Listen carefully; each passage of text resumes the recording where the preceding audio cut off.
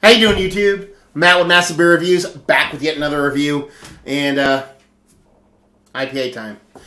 IPA time in the form of Other Half Brewing Citra.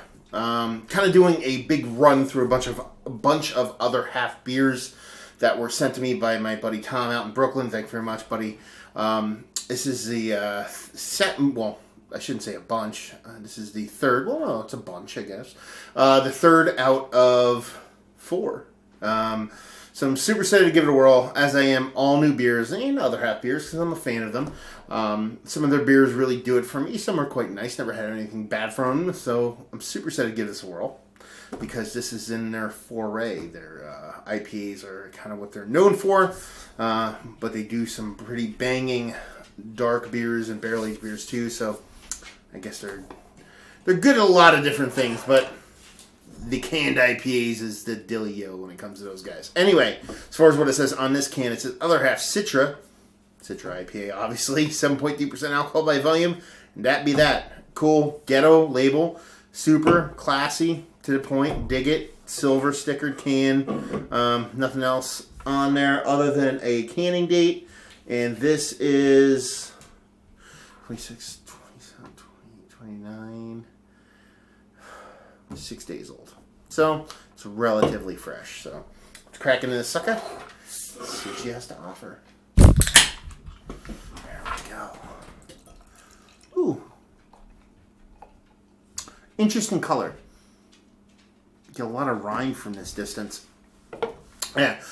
Pinky finger, infinitely compact bubbles. Really nice creamy top to it. And the color is, like I said, interesting. It's like a grapefruit juicy color, but it has a tinge of gray to it. I know it sounds kind of weird, but no, I mean, it looks like your atypical old school Dole grapefruit juice kind of color, golden yellowish hue, not bright. It almost looks like you took like a bright hazy New England IPA and kind of dragged the contrast down. It still has that murky haziness. Still has a delicious looking kind of hazy color to it, but it's just not gleaming or glowing or popping. So yeah, she looks cool. Let's put it that way.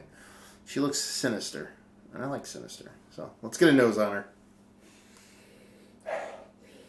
You know, sweet onion, sweet grapefruit, but not overly sweet. There's not over sweet tones in here. There's not overly bittering.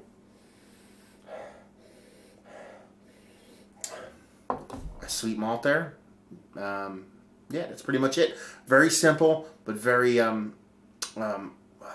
the word I'm looking for? Impactful, not overzealous, not over the top, not killing you, but what's there is meant to be there, and you can tell what's there. Yeah, just really nice. Like I said, not overtly in your face and nose-wise, but what's there, the grapefruit, subtle dankness, and malt, sweet malt is balanced quite well, but not over the top where it's like popping, exploding in your face. So she looks interesting. She smells very nice. Let's see what she tastes like. Cheers.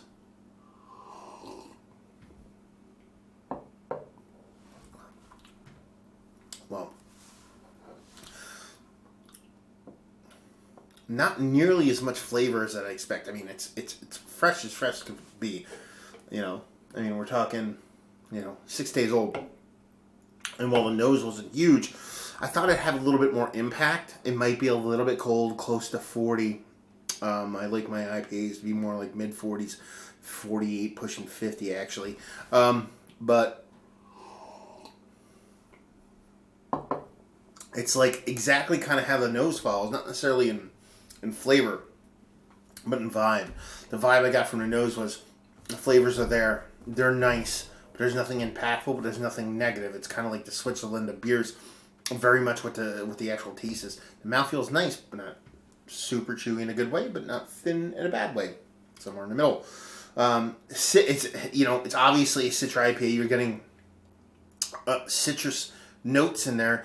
More rindy, more pithy, but not overly bittering. But you are getting some sweetness, but not overly sweet. It's very generic in the Citra kind of sense, in that you're getting kind of a generic citrus. You're not getting like lemon or orange or grapefruit and those kind of notes. It's just citrus, and it's got a really nice malt base to it. And that's pretty much that. Totally sounds like I'm talking about it in a negative way. It's totally not the case. Really nice beer. Reminds me a lot of Heady, to be perfectly honest with you. Just a notch below as far as impact on that, but a very close kind of beer in the Heady sense. But yeah, I dig it. Well done, all around, jack of all trades kind of IPA. Let's put it that way. So let's talk about it. It's one of the better IPAs I've had as of late, and no. But it's damn solid, and that's pretty much its calling card, is solid. And while that sounds like a negative term, it's hard for a lot of people to make just solid beers, let alone amazing ones, which Other Half has done on both ends of the spectrum. So there you go. Would I buy it again? Yes.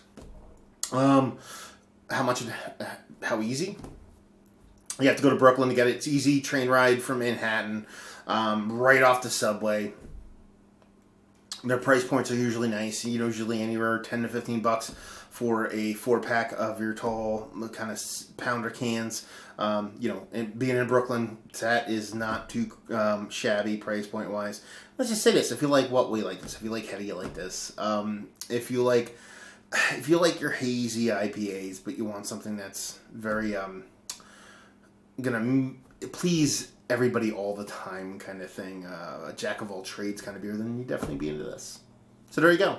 Another review in the books. Hopefully you guys enjoyed the review. If you did or you didn't or somewhere in between, please leave a comment in the comment section below. Like, subscribe, all that fun stuff. If you want to check us out anywhere else on the internet, you can. Facebook, Twitter, Instagram, Untapped, Massive Beers, and all 4 of those places. And yeah, another review down. So hopefully you guys enjoyed the review. Hopefully enjoying a nice Citra IPA right now. And hopefully see you next time. Cheers.